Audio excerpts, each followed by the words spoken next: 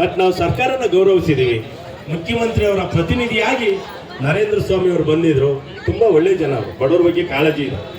ಅವ್ರು ಹೇಳಿದ್ದಾರೆ, ಪ್ರತಾಪ್ ಅವರು ಈಗಲೇ CM ಬಳಿ ಮಾತಾಡ್ತೀನಿ, ಒಂದು 4-5 ಜನ ಲೀಡರ್ಗಳು ನೀವು ಬರ್ರಿ, ನಾನು ಮಾತಾಡಿಸ್ತೀನಿ ಅಂತ ಹೇಳಿದ್ದಾರೆ. ಓಕೆ, ಒಂದು 4-5 ಜನ ಲೀಡರ್ನ ಕಳ್ಸಲ್ಲ. ಈ ಸತಿ ನಾನೇ ಹೋಗ್ತೀನಿ. ಸತಿ ಕಳಿಸಿ ಸಾಕಾಗ್ಬಿಟ್ಟಿದೆ. ನಾನು ಮಾತ್ರ 10 ಲಕ್ಷ ಇಡಗಂಟನ್ನು ಮಂಜೂರು ಮಾಡಿಸ್ಕೊಡ್ಬೇಕು. ಆ ನಂತರ ನನ್ನ ಯುವಕರಿಗೆ ಅನ್ಯಾಯ ಆಗಬಾರ್ದು, ಅವ್ರಿಗೆ ಡಿದರ್ಜೆ ಮಾಡಿಕೊಡ್ಬೇಕು. ಮತ್ತೆ ಏನ್ ಇವತ್ತು ಇಲಾಖೆಯವರು ಸರ್ಕಾರಿ ನೌಕರಿನ ಕೊಡ್ಬೇಕಾದ್ರೆ 30% ವಿದ್ಯಾವಂತ ನನ್ನ ಗ್ರಾಮ ಸಹಾಯಕರಿಗೆ ಮೀಸಲಾತಿ ಇಡಬೇಕು ಅಂತ ಹೇಳಿ ಮತ್ತೊಮ್ಮೆ ತಮ್ಮಲ್ಲಿ ಮನವಿ ಮಾಡ್ತಾ ಎಲ್ಲ ನನ್ನ ಹಿರಿಯರು ನಿಮಗೆ ಮನವಿ ಪತ್ರವನ್ನು ಸಲ್ಲಿಸ್ತಾರೆ. ನಾನು ಸದನ ಸಮಿತಿ ಅಧ್ಯಕ್ಷನಾಗಿ 2 ಬಾರಿ ಕೆಲಸ ಮಾಡಿದ್ದೆ. ಒಂದು 13ರಿಂದ 16 ಮತ್ತು 23ರಿಂದ 25. ನಿಮ್ಮ ಸಂಘದವರು ಯಾರಾದರೂ ಬಂದು ನನಗೆ ಮನವಿಯನ್ನು ಕೊಟ್ಟಿದ್ರೆ ಈ ಪ್ರತಿಭಟನೆ ಇವತ್ತಿರ್ತಿದ್ವಿ. ಇದರಲ್ಲಿ ಹೆಚ್ಚಿನ ಜನ SC/STಗಳಿದ್ದೀರಿ ಅನ್ನೋದು ನನಗೆ ಅರಿವಿದೆ. ಅದಷ್ಟೇ ಕಾರಣದಲ್ಲಿ ನನ್ನ ಸದನ ಸಮಿತಿಯಲ್ಲಿ ಅದನ್ನು ಇಟ್ಕೊಂಡು ನಿಮಗೆ ನ್ಯಾಯ ಕೊಡುವಷ್ಟು ಶಕ್ತಿ ಯುಕ್ತಿ ನನಗಿತ್ತು. ಎಲ್ಲೋ ಒಂದು ಕಡೆ ನೀವು ಬರೀ ಸರ್ಕಾರದ ಜೊತೆನಲ್ಲೇ ಮಾತಾಡಬೇಕು ಅಂದರೆ ಈಗೇನೇ ಹೋಗ್ಬೇಕು ಅಂತ ಹೊರಟಿದ್ರಿ. ನಮ್ಮ SC/ST ಸದನ ಸಮಿತಿಯಲ್ಲಿ ನಿಮ್ಮ ಪ್ರಶ್ನೆ ಬಂದಿದ್ದರೆ ಅಥವಾ ಮನವಿ ಬಂದಿದ್ದರೆ ನಾನು ಅದಕ್ಕೆ ಅಲ್ಲೇ ಉತ್ತರ ಕೊಟ್ಬಿಡ್ತೀನಿ. ಈಗಲೂ ನಮ್ಮ ಮಾಜಿ ಮುಖ್ಯಮಂತ್ರಿಗಳಾದಂಥ ಜನಪರ ನಾಯಕ ಇದು ಸಿದ್ದರಾಮಯ್ಯನವರು ಇದರ ಬಗ್ಗೆ ಕೃಷ್ಣ ಬೈರೇಗೌಡರ ಜವಾಬ್ದಾರಿನಲ್ಲಿ ಒಂದು ತೀರ್ಮಾನ ಕೈಗೊಂಡಿರ್ತಕ್ಕಂಥ ಅಂಶ ನನಗೂ ಅರಿವಿದೆ. ಆರ್ಥಿಕ ಇಲಾಖೆಯಿಂದ ಈ ಒಂದು ಘೋಷಣೆ ಜಾರಿಯಾಗಬೇಕು ಅನ್ನೋದು ಇದು ನ್ಯಾಯೋಚಿತವಾದಂಥ ವಿಚಾರ. ಸರ್ಕಾರ ಒಪ್ಪಿದಂಥ ವಿಚಾರವನ್ನು ಆರ್ಥಿಕ ಇಲಾಖೆ ಸಕಾಲದಲ್ಲಿ ಅದನ್ನು ಆದೇಶ ಮಾಡಿ ಅವುಗಳಲ್ಲಿ ಕಾರ್ಯನಿರ್ವಹಿಸಬೇಕಾದಂಥ ಕರ್ತವ್ಯ ಇದೆ. ನೀವೇನೋ ಮಹತ್ತರವಾದಂಥ ವಿಚಾರವನ್ನು ಕೇಳ್ತಾ ಇಲ್ಲ. ಒಬ್ಬ ಮನುಷ್ಯ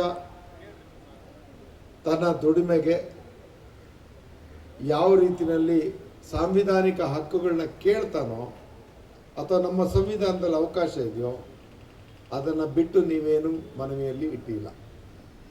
ಅಷ್ಟಾದರೂ ನನಗೆ ಮನವರಿಕೆ ಆಗಿದೆ. ಆ ವಿಚಾರವನ್ನು ನಾನು ಇವತ್ತು ಈ ವಿಚಾರದಲ್ಲಿ ಜವಾಬ್ದಾರಿ ಹೊತ್ತಿರತಕ್ಕಂಥ ಉಪಮುಖ್ಯಮಂತ್ರಿಗಳಂತ G. ಪರಮೇಶ್ವರ್ ಅವರ ಹತ್ರ ಖುದ್ದಾಗಿ ಮಾತಾಡಿ ನೀವು ಇಂಥ ವಿಚಾರಗಳಲ್ಲಿ ಒತ್ತನ್ನು ಕೊಟ್ಟು ಒಂದು ಪ್ರಾಮಾಣಿಕವಾದಂಥ ತೀರ್ಮಾನ ನಮ್ಮ ಸರ್ಕಾರ ಕೈಗೊಳ್ಳಬೇಕು ಅನ್ನೋದನ್ನ ನಾನು ಚರ್ಚೆ ಮಾಡೋದ್ರಲ್ಲಿ ಯಾವುದೇ ಅಭ್ಯಂತರ ಇಲ್ಲ. ಸರ್, ನನ್ನ ಹೆಸರು ಪ್ರತಾಪ್ ಮದಕರಿ. ಕರ್ನಾಟಕ ರಾಜ್ಯ ಕಂದಾಯ ಇಲಾಖೆ ಗ್ರಾಮ ಸಹಾಯಕರ ಸಂಘಕ್ಕೆ ನೂತನವಾಗಿ ಅಧ್ಯಕ್ಷರಾಗಿ ಆಯ್ಕೆಯಾಗಿದ್ದೀನಿ ಸರ್. ಹಲವಾರು ವರ್ಷಗಳಿಂದ ನಾವೇ ಹೋರಾಟ ಮಾಡ್ಕೊಂಡು ಬರ್ತಾಯಿದ್ವಿ. ಸುಮಾರಿಗೆ ಒಂದು 2-3 ವರ್ಷದಿಂದ ಸರ್ಕಾರದ ಮೇಲೆ ನಂಬಿಕೆ ಇಟ್ಕೊಂಡು ಹೋರಾಟಗಳನ್ನು ತೊಗೊತಿರಲಿಲ್ಲ. ಬಟ್ ಈಗ ಸಮಯ ಮುಗಿಯೋಕ್ಕೆ ಬಂದುಬಿಟ್ಟಿದೆ. ಈ ಸಂದರ್ಭದಲ್ಲಿ ನಾವು ಸುಮ್ಕೆ ಕೂತ್ರೆ 10,000 ಕುಟುಂಬಗಳಿಗೆ ಅನ್ಯಾಯ ಆಗುತ್ತೆ ಅನ್ನೋ ಒಂದು ಉದ್ದೇಶಕ್ಕೆ ಹೋರಾಟ ಕೈಗೆತ್ಕೊಂಡಿದ್ದೀವಿ. ನರೇಂದ್ರ ಸ್ವಾಮಿ ಅವರು ಬಂದು ಜವಾಬ್ದಾರಿ ತಗೊಳೋದ್ರ ಜೊತೆಗೆ ಒಂದು ಮಾತು ಹೇಳಿದ್ರು, ನಾನು ಡಾಕ್ಟರ್ G. ಪರಮೇಶ್ವರ್ ಸಾಹೇಬ್ರ ಜೊತೆ ಮಾತಾಡ್ತೀನಿ ಅಂತ. ಹಾಗಾಗಿ ನಮಗೆ ಮುಖ್ಯಮಂತ್ರಿ ಅಥವಾ ಕಂದಾಯ ಸಚಿವರು ಇಬ್ಬರೊಳಗೊಬ್ರು ಇಲ್ಲಿ ಯಾರೋ ಬರಲಿನ ಆಸೆ ಇದೆ. ಹಂಗಾಗಿ ಕಂದಾಯ ಸಚಿವರು ಬರೋವರೆಗೂ ನಾವಿಲ್ಲಿ ಕಾಯ್ತೀವಿ ಸರ್. ಕಾದು ಬಂದು ಅವ್ರು ಭರವಸೆ ಕೊಟ್ಟ ಮೇಲೆ ಹೊರಡೋದು ನಾವು, ಇಲ್ಲಾಂದ್ರೆ ಹೊರಡಲ್ಲ. ಬಟ್ ಸಾಕಷ್ಟು ಭರವಸೆಗಳನ್ನ ಮತ್ತು ಒಂದು ಭರವಸೆ ಈಡೇರಿಸಿದಾಗೆ ಸಚಿವರು ಹೇಳಿದ್ದಾರೆ ಈಗಾಗಲೇ.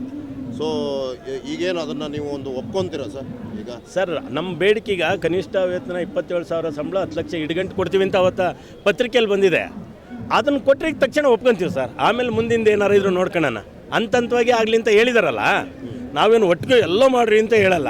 ಹಂತಂತವಾಗಿ ಮಾಡಲಿ. ಈಗ ಕನಿಷ್ಠ ವೇತನ ಒಂದು 27,000 ರೂಪಾಯಿ, ಒಂದು 10 ಲಕ್ಷ ಇಡಗಂಟು ಕೊಟ್ಟರೆ ಇದುವರೆಗೂ ದುಡ್ದಿರ್ತಕ್ಕಂಥ ಹಿರಿಯರಿಗೆ, ಸ್ವಲ್ಪ ಯುವಕರಿಗೆ ಅನುಕೂಲ ಆಗುತ್ತೆ. ನಿಮಗೆ ಗೊತ್ತಿದ್ದಂಗೆ 15,000 ರೂಪಾಯಿನಲ್ಲಿ ಮನುಷ್ಯ ಜೀವನ ಮಾಡೋಕ್ಕಾಗತ್ತೆ ಅಂದರೆ ಅವ್ರು ಬರೀ ಪೆಟ್ರೋಲಿಗೆ ಸಾಕಾಗಲ್ಲ ಸರ್. ಅವ್ರ ಜಾತಿ ಸರ್ಟಿಫಿಕೇಟು, SIR, ಜಾತಿ ಗಣತಿ, ಆಳ ಮೂಳ BLOಗಳು ಇವರೇ ಸಾಕಾಗಲ್ಲ. ಅಂಥದ್ರಲ್ಲಿ ಸರಿಯಾಗಿ ಸಂಬಳ ಕೊಡಲ್ಲ. ಕರೆಕ್ಟಾಗಿ ಅವ್ರು ಮಾತ್ರ 1ನೇ ತಾರೀಕು 2ನೇ ತಾರೀಕು ಸಂಬಳ ಮಾಡ್ಕೊತಾರೆ ಮೇಲಧಿಕಾರಿಗಳು. ಇವಕ್ಕೆ ಇನ್ನೂ ಕೊಟ್ಟಿಲ್ಲ ಸರ್. 20ನೇ ತಾರೀಕು ಬಂದರೂ ಅವ್ರಿಗೆ ಕೊಟ್ಟಿಲ್ಲ. 24 ಆಗಿದೆ, ಕೊಟ್ಟಿಲ್ಲ. ಅವ್ರೇನಾರ ಕಂಡೀಷನ್ನ ಕೇಳಿದ್ರೆ ಅವ್ರ ಮೇಲೆ ದೌರ್ಜನ್ಯ ಮಾಡ್ತಾರೆ, ಬೇರೆ ಬೇರೆ ಥರ ಸೇಡ್ ತೀರ್ಸ್ಕೊತಾರೆ. ಸರ್, ಈಗ ಉಪಮುಖ್ಯಮಂತ್ರಿಗಳು ಬರ್ಬೇಕು ಸರ್. ಬರಲಿಲ್ಲ ನಾವು ಹೋಗಲ್ಲ, ಇಲ್ಲೇ ಕೂತಿರ್ತೀವಿ ಸರ್. ನರೇಂದ್ರ ಸ್ವಾಮಿ ಅವರು ನೇರವಾಗಿ ನಾನು ಮಾಡಿಸ್ತೀನಿ ಅಂದ್ರೆ ಖುಷಿಯಾಗೋದು.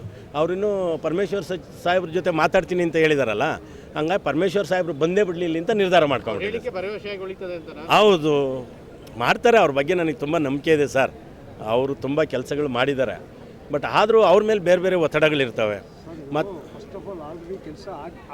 ಅಂದ್ರೆ ಆದೇಶ ಆಗಿದೆ, ಅದು ಜಾರಿ ಆಗಿದೆ ಸರ್. 2007ರಲ್ಲಿ ಕಾಯಂ ಆಗಿದೆ, 20 ವರ್ಷ ಆದರೂ ಆಗಿಲ್ಲ. ಜಾರಿ ಆಗಿದೆ 2013ರಲ್ಲಿ ಗ್ರಾಮ ಸಹಾಯಕರು ಡಿ ದರ್ಜೆ ಅಂತ ಘೋಷಣೆ ಮಾಡಿದ್ದಾರೆ. 13 ವರ್ಷ ಆದ್ರೂ ಏನೂ ಮಾಡಿಲ್ಲ. ಜಾರಿ ಹೋದ ವರ್ಷ 25ನೇ ತಾರೀಕು 25,000 ರೂಪಾಯಿ ಸಂಬಳ, 10 ಲಕ್ಷ ಇಡ್ಗಂಟಂದವ್ರೆ, ಕೊಟ್ಟಿಲ್ಲ. ನಮ್ಗೆ ಯಾವ್ದು ಕೊಡ್ತಾರೋ ಕೊಟ್ರೇನೆ ಓಕೆ, ಸುಮ್ಕೆ ಭಾಳ ಕೇಳ್ಕೊಂಡು ಹೋಗಿ. ಇನ್ನು ಎಷ್ಟು ವರ್ಷ ಮೋಸ ಹೋಗ್ಬೇಕು ಸರ್ ಎಲ್ಲ. ಈಗ ಅಪಾಯಿಂಟ್ಮೆಂಟ್ ಕೊಡಿಸ್ತೀನಿ ಅಂದ್ರು ಏನು CM ಸಾಹೇಬ್ರದ್ದು. ಈಗ ಏನು ಪದಾಧಿಕಾರಿಗಳು ಹೋಗಿ ಅವ್ರಿಗೆ ಮನವಿ ಮಾಡ್ತೀರಾ? ಈಗ ಹೇಳಿದ್ದಾರೆ, ನಾವು ಕೇಳಿದ್ದೀವಿ CM ಅವರು ಭೇಟಿ ಮಾಡಿಸಿ ಅಂತ. ಇವತ್ತೇ ನಾನು ಹೋಗಿ ಪ್ರಯತ್ನ ಮಾಡ್ತೀನಿ. ಅವರ ಕಾರ್ಯಕ್ರಮದ ಒತ್ತಡಗಳು ನೋಡ್ಕೊಂಡು ಬಿಡುವಿನ ಸಮಯಕ್ಕೆ ನಿಮ್ಗೆ ಹೇಳಿ ಕಳಿಸ್ತೀನಿ. ಒಂದು 4-5 ಜನ ಕರ್ಕೊಂಡು ಹೋಗ್ತೀನಿ ಅಂತ ಭರವಸೆ ಕೊಟ್ಟಿದ್ದಾರೆ. ಅದಕ್ಕೆ ನಾವು ಅವ್ರಿಗೆ ಅಭಿನಂದನೆ ಸಲ್ಲಿಸ್ತೀವಿ ಸರ್.